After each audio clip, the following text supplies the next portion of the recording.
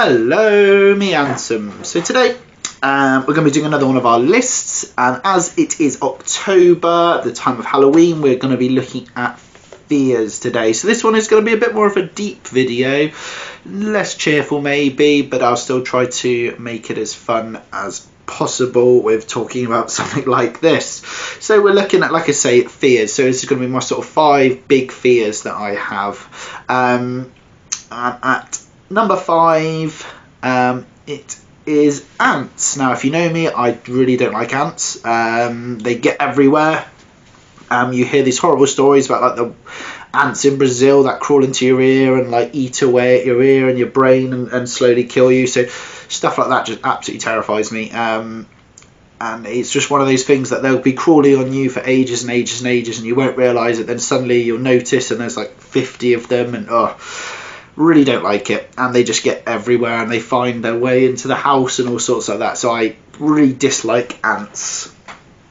The next one, at number 4, is the dentist. So, I mean, I don't have the world's best teeth. In fact, I'm missing 2 teeth here thanks to the wonderful game that I play hockey.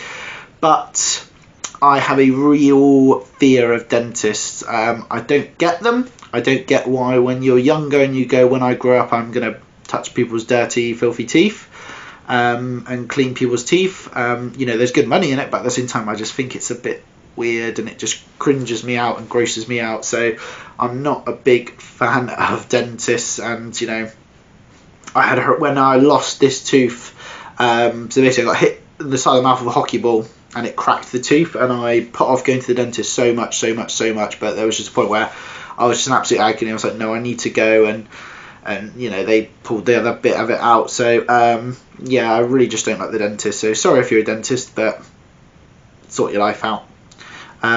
So then the next, and these two are kind of a bit of a combined, number 3 and 2, but they are put together. So the first one is sort of being cast away, as I would call it. So where you're quite close to someone and they sort of no longer want to be a part of you anymore. So that's kind of a fear. Losing people, I would say. So loss is probably a deeper way of doing it. I don't deal with death very well. Funerals and stuff like that, I get very upset by going to them and stuff like that.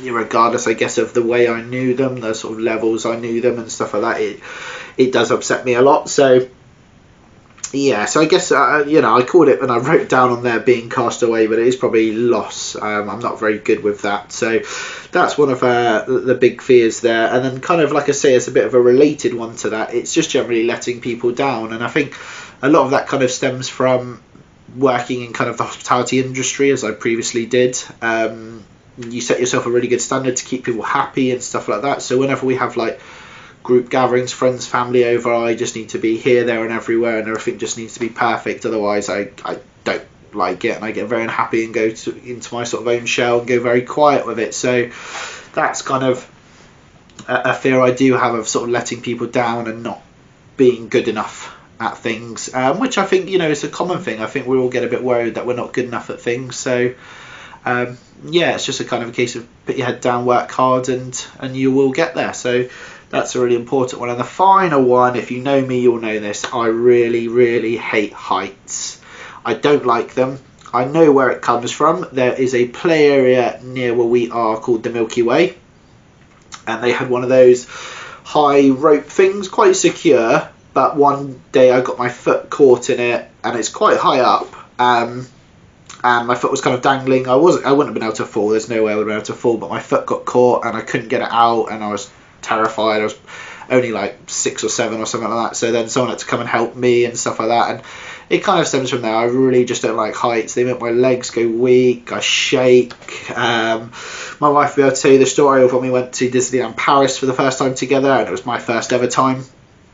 We went on the infamous Tower of Terror, and I didn't want to do it, but I shaking, squealing the whole time like a 5-year-old girl. I really didn't like it. I hated it.